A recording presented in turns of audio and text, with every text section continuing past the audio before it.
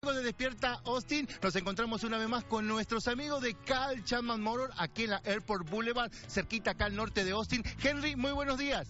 Muchos saludos a todos los televidentes. Desde aquí, Kyle Chapman Motors, el lugar que siempre estará esperando para que vengas a llevarte el vehículo de tus sueños. ¿Cómo estamos listos, preparados para esta época de impuestos, Henry?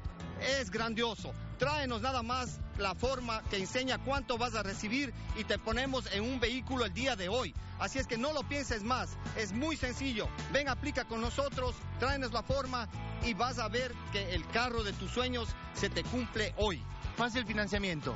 Muy fácil. Nosotros te damos hasta 4 semanas para que completes tu enganche y 2 semanas más para tu primer pago. Así que, ¿qué estás esperando? Es muy sencillo aplicar con nosotros.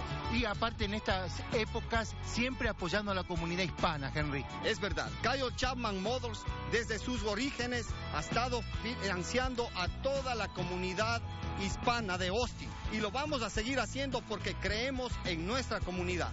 ¿Qué localidades tiene Carl Chapman Motors?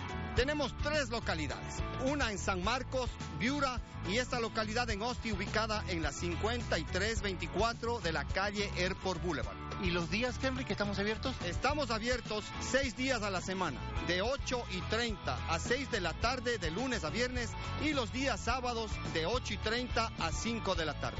Fácil financiamiento, una invitación para que vengan a esta época de impuestos aquí a Carl Chapman Motors. Aprovecha de tu retorno de impuestos. Nosotros vamos a hacer de que ese retorno sea muy jugoso para ti y vayas feliz a tu casa y te diviertas con toda tu familia. Muchísimas gracias, Henry. Es todo desde aquí. Regresamos a estudios.